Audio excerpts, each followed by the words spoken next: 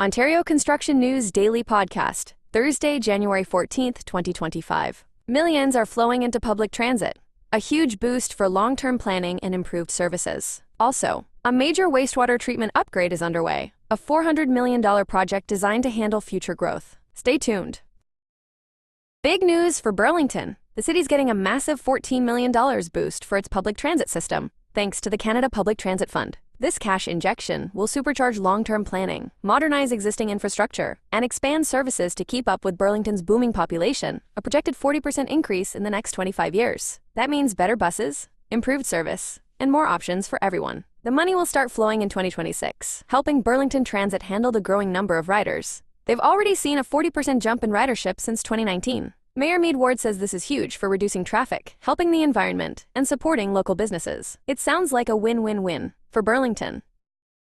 The Niagara region just awarded Stantec 2 big contracts for a massive wastewater treatment upgrade. They'll be designing and managing construction for a new treatment plant and a major sewer line, all part of a $400 million project. This is a huge deal for Niagara Falls and surrounding areas, handling expected growth from more homes and jobs, plus all those tourists. The new plant, opening in 2029, will process 30 million liters of wastewater daily, reducing basement flooding and overflows. Stantec's also working on the new South Niagara Hospital, which will connect to the new system. They're even aiming for an environmental certification for the whole project, building on their experience with sustainable infrastructure.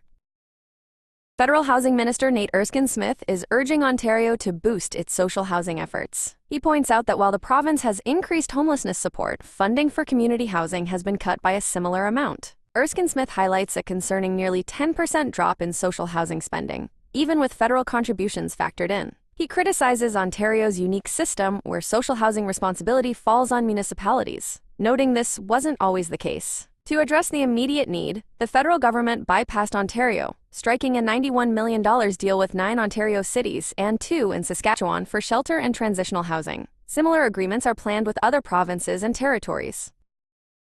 Ontario just finished widening parts of highways 400 and 404 to ease traffic congestion in the GTA. 11 kilometers of Highway 404, from Highway 407 to Stouffville Road, now has new HOV lanes. Highway 400 got a new general-purpose lane each way for 9 kilometers between Major Mackenzie Drive and King Road. The province says this is a big step in tackling gridlock and will save drivers time and money. This is part of a massive $28 billion investment in road improvements across Ontario over the next 10 years. More projects are on the way, including the Bradford Bypass and Highway 413. So, less time stuck in traffic, more time with family. That's the goal.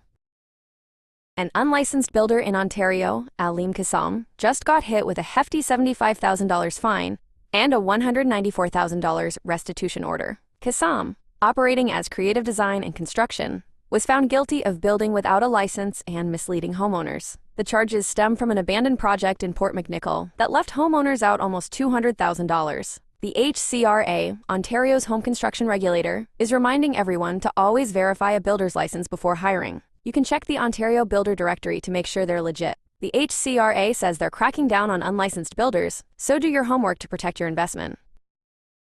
Alright folks, that's all the time we have for today's Ontario Construction News Daily Podcast, Thursday, January 14th, 2025. We hope you enjoyed the show, and a big thanks for tuning in. Don't forget to subscribe for more updates next time. You can also view the podcast content at ontarioconstructionnews.com. This podcast was created with the help of AI, and we'll catch you later.